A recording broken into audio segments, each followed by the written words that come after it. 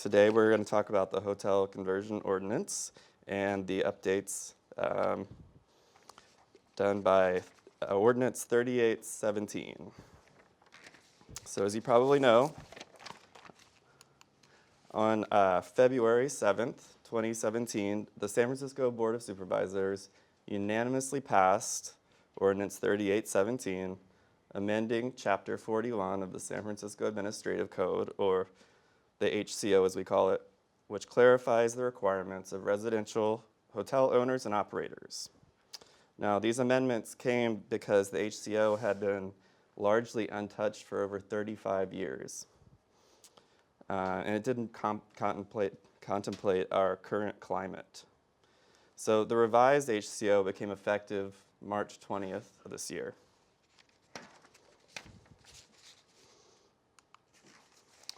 The origin and purpose of the HCO.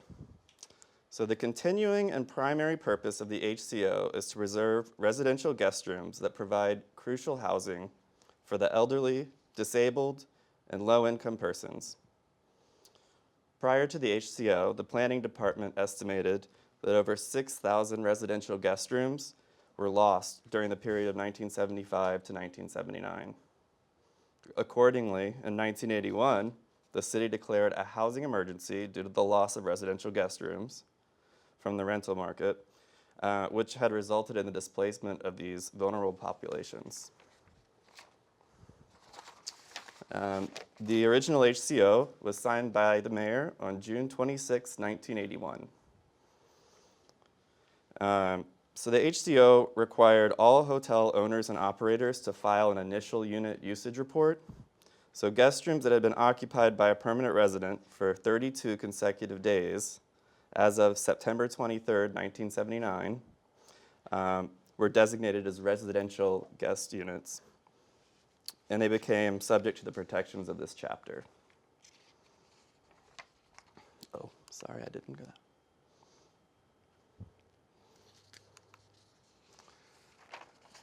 Today, the HCO regulates the preservation of approximately 20,000 residential guest rooms and 500 hotels throughout the city. The Department of Building Inspection is responsible for the implementation and enforcement of the HCO.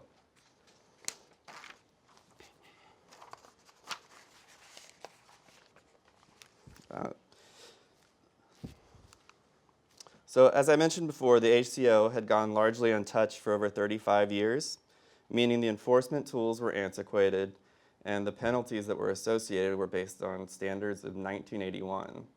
So with that, the key elements of the update do the following. They clarify pertinent definitions, update record keeping and related penalties, and revise annual reporting requirements and related penalties.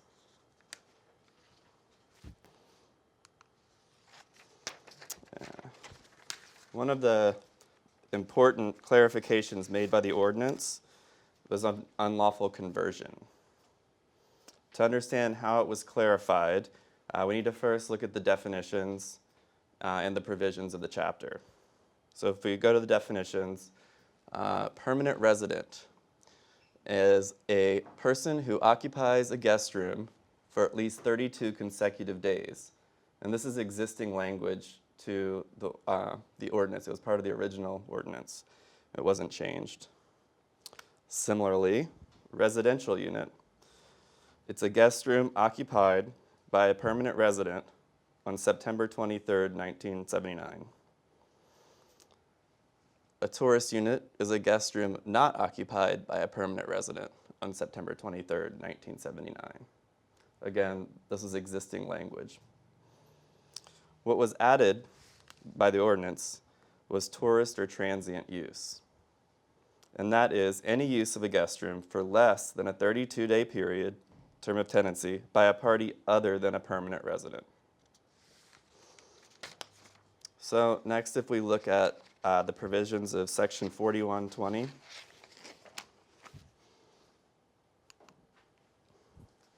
to see what unlawful actions are. So, and I've paraphrased these definitions. It is unlawful to change the use of, eliminate, or demolish a residential hotel unit without a proper permit. It's unlawful to rent any residential unit for tourist or transient use, absent an exception. And it's unlawful to offer for rent for tourist or transient use a residential unit, absent an exception. So what does this all mean?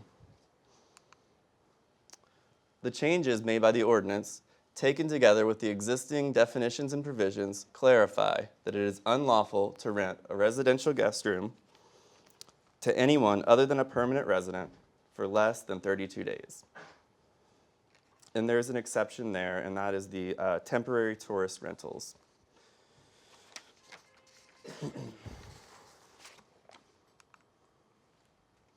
And there are updates to the record-keeping requirements also. Hotel operators must maintain the requisite records that demonstrate the residential guest rooms are being rented properly. So the required records are daily logs, weekly reports, and rent receipts. Now, these must be maintained for 24 months and made available for on-site inspections. Also, beginning November 1st of this year, a graphic floor plan showing the designations of the guest rooms must be available for on-site inspections. So let's go over a couple of these records. This is a daily log, and on it you indicate the guest room number, whether the guest room is residential or tourist, and whether or not it's vacant.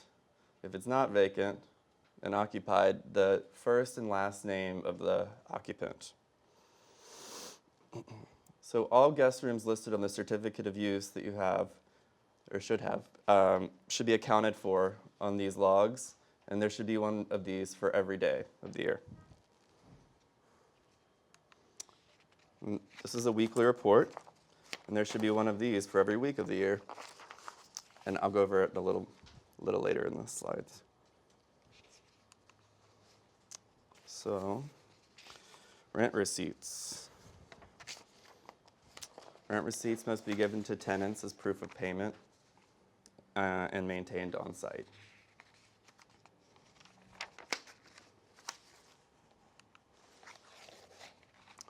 The graphic floor plan.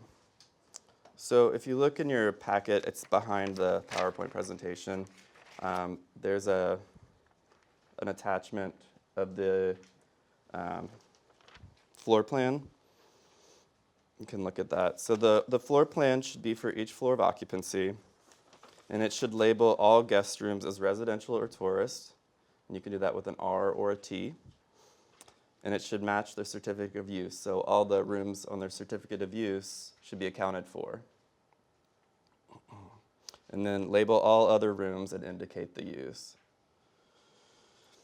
Draw it to a minimum of 1/32 inch to 1 foot minimum scale. The handout here is 1/16 of an inch to 1 foot scale. And this would allow for drawings of buildings that are up to 150 feet by 110 feet to fit on an 8.5 by 11 sheet of paper. And that should fit most hotels in the city. There might be exceptions though.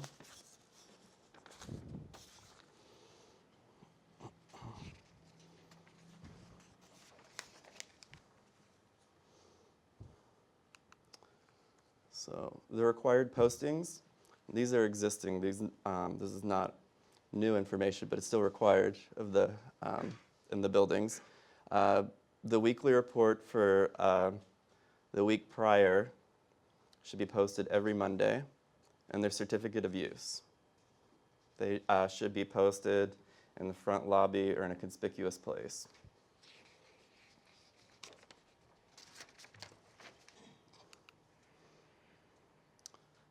This is their certificate of use.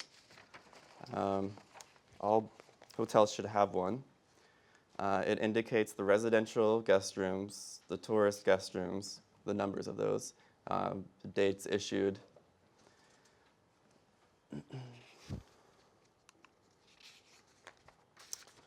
So the weekly report.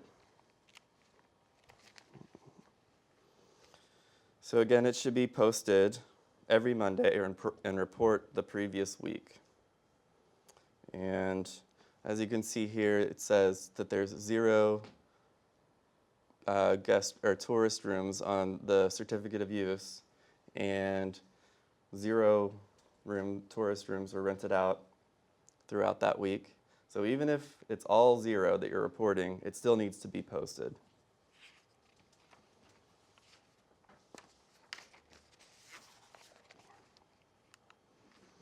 And penalties.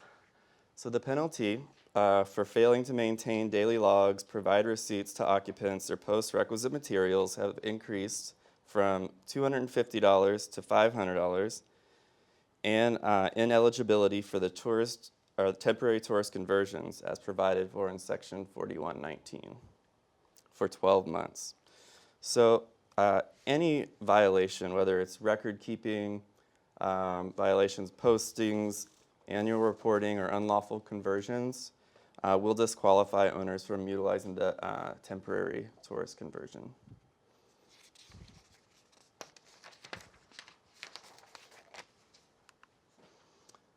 Annual unit usage report. Everyone should be familiar with this. So, the hotel operator must submit the annual unit usage report every November 1st. The previous requirements were the completion of the DBI form and daily logs for the first day of February, May, August, and October of the reporting year. So previously, there were 4 daily logs that were required, and those are just snapshots of the use that's going on to give us an idea. Starting this fall, the following will be required. So completion of the DBI form, and then daily logs for the first Friday of each month. So there'll be 12 daily logs that you'll be providing this year. And a graphic floor plan reflecting the room designations of each floor. Graphic floor plans also need to be submitted within 1 business day to DBI whenever room designations change throughout the year.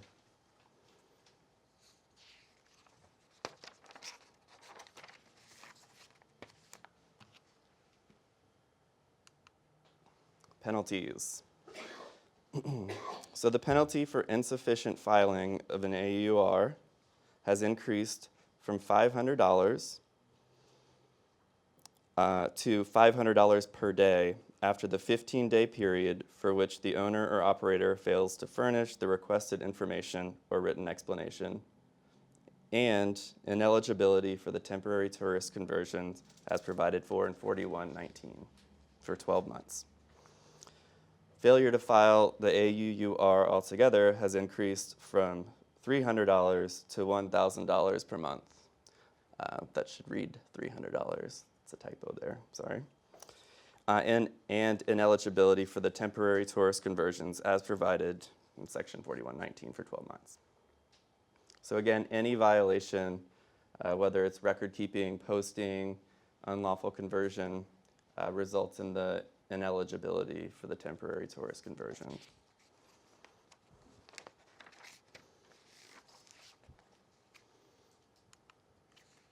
Other updates we have, the permit to convert requirements. So when converting a residential guest room to some other use, the permit application has now requires detailed financial information and more information on how one-for-one replacement or how replacement guest rooms will be achieved. DBI now has the authority to issue administrative subpoenas when conducting investigations. And online reporting, DBI is now required to report which hotels have filed the AUR. So that's available on our website, and our website is sfdbi.org. It's at the bottom of the page, and there's also other useful information there if you ever want to check it out. There will be an online reporting capability sometime in the future for AUURs. We don't have that capability yet, but we will in the future. So one last note is, so because the penalties have increased and when correcting these violations or getting us sufficient information, you need to do that timely. It's a good idea to give us your email address so we can communicate with you. If you do give us your email address, you might want to use some discretion. There's privacy concerns. There may be privacy concerns because once you give it to us, it becomes a public information. So with that, that concludes my portion of the presentation.